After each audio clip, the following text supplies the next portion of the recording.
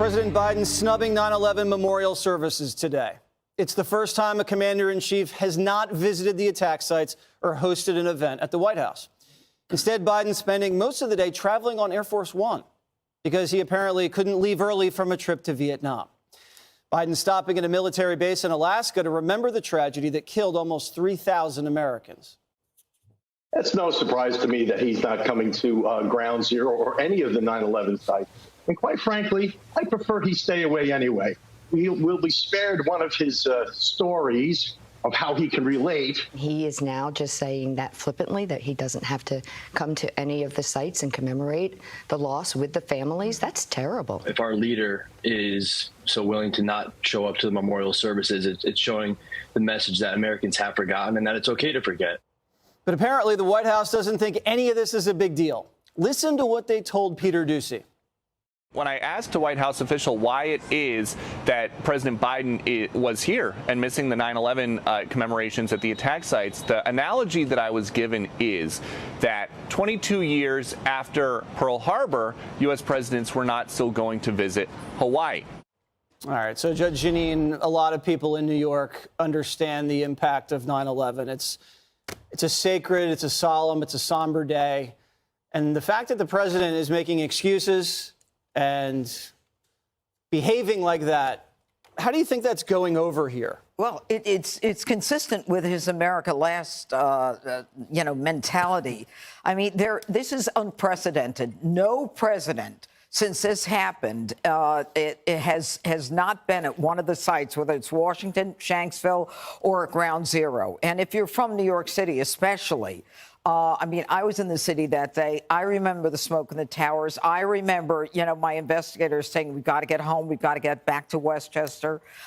This is a very sacred day for so many people. And the president doesn't see it that way.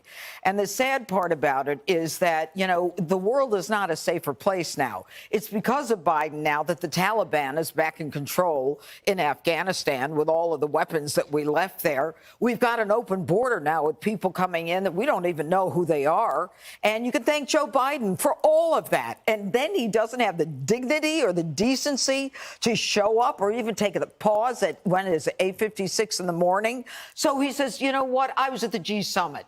You were at the G20 summit. Here's the thing. You went to Vietnam after. And when the president was asked, why didn't you go to Vietnam before to talk about climate change? He said, Karine Jean-Pierre is saying, well, he is showing how he feels about 9/11. That's what you're seeing today. It was a non-answer. He could have gone to Vietnam. He could have done Vietnam by Zoom.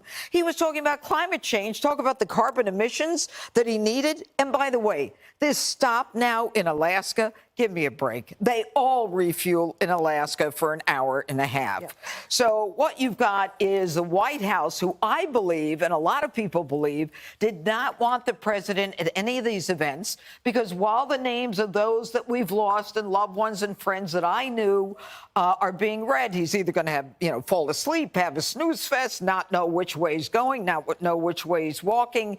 And in the end, you heard from the families. They're almost glad he wasn't there talking about himself. Do you agree that the White House was trying to actively avoid one of these sites on this day? I don't have any evidence to that, but I do know that there is, I wouldn't even just say that they're on the left, but certainly I hear this more on the Democratic side, that there are people who say America should move on, that we shouldn't have these 4-hour-long ceremonies, that we need to turn the page on this. And they said this after the 20th anniversary, okay? But as you can see, Americans aren't ready for that. They want to have this occasion. And actually, what was extremely moving for me today, while we showed this on America's Newsroom, are how many young people were brave enough and courageous enough to get control of their nerves and stand up and read several names, and then at the end talk about someone whom they might not have ever known, but they wish they had known. An aunt, an uncle, a grandfather.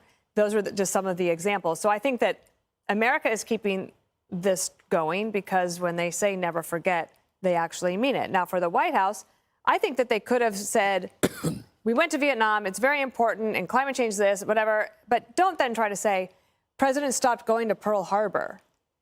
Just leave it at the fact that if you think that if that work was so important for him to do in Vietnam, great. And the other thing is, why does he miss every layup? This is something that you show up as the president. Everyone respects you. They thank you for trying to unify the country, even if it is just for a day, and they missed it. He's not even able to execute the ceremonial aspects of the presidency. That's a huge concern. Well, here's the reason why he's not going. Did you see that performance in India? Not good. Yeah, he's a cross between, Jeff Dunham's Doll Walter and the gym coach from Beavis and Butthead. A microphone is a bigger threat to Biden than terrorism, according to the White House.